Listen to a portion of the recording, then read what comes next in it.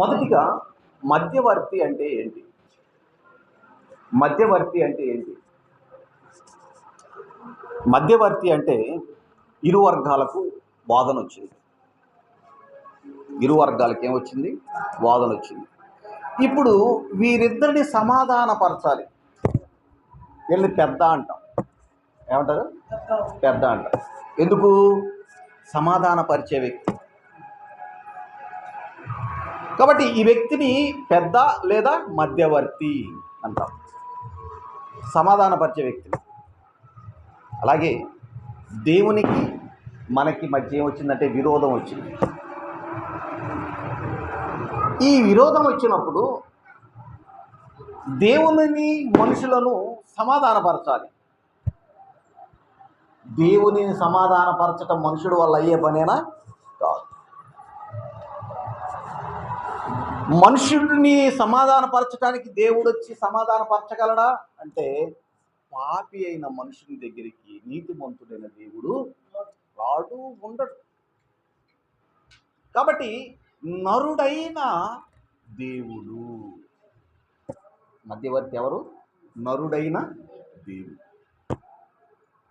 దేవుని చేతిని పట్టుకోగలిగి ఉండాలి అంటే ఆయన దేవుడై ఉండాలి.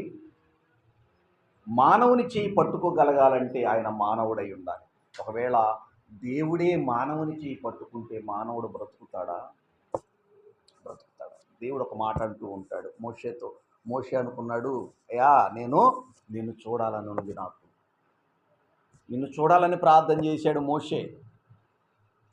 దేవుడు అంటాడు, మోషే నీవు నన్ను చూచిన దినమున నిశ్చయముగా నీవు చూస్తేనే చనిపోతే మరి చేతిని పట్టుకుంటే, మందసాన్ని పడుతున్న మందసాన్ని అట్ట చేతితో పట్టుకున్నందుకే చనిపోతే, దేవుని చెయ్యి మనల్ని పట్టుకుంటే మనం బ్రతుకుతామా? బ్రతకలేం కదా. అంత పరిశుద్ధతను ఈ పాపము తట్టుకొని చనిపోతాం. కాబట్టి ఆయన నరుడైన దేవుడు. అటు దేవుని సమాధానపరచాలంటే దేవుని చెయ్యి ఉండాలి. ఇటు మనుషులను సమాధానపరచాలంటే అది నరుని యొక్క చెయ్యి ఉండాలి. ఇప్పుడు మధ్యవర్తి అయిన క్రీస్తు గురించి మనం తెలుసుకోవాలి. అపోస్తలుడైన పౌలు తిమోతికి రాసిన మొదటి పత్రిక 2వ అధ్యాయము 5వ వచనం చదువుకుందాం.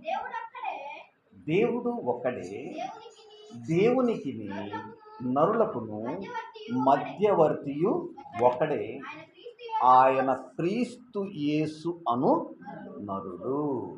ఇప్పుడు మనం ఏం మాట్లాడుకున్నాం? ఇప్పుడు మనం ఏం మాట్లాడుకున్నాము? ఆయన యేసు క్రీస్తు అను నరుడు. నరుడు ఎందుకు అయ్యాడు ఆయన అంటే, నరుని చేయి పట్టుకోగలిగి ఉండాలి. ఆయన దేవుడుగా వచ్చి గనక నరుల చేయి పట్టుకుని నరులు చచ్చిపోతాడు. దేవుడు ఎందుకు అయి ఉండాలి అంటే, ఆయన దేవుని చేయి పట్టుకోగలిగి ఉండాలి. ఆయన దేవుడు ఎందుకు అయి ఉండాలి అంటే, ఆయన దేవుడై ఉండాలి. ఎందుకంటే దేవుని చేయి పట్టుకోగలిగి ఉండాలి. ఆయన నరుడు ఎందుకు అయి ఉండాలంటే, నరుల చేయి పట్టుకొని కలిగి ఉండాలి. వీరిద్దరిని కూడా సమాధానపరచాలి. అందుకే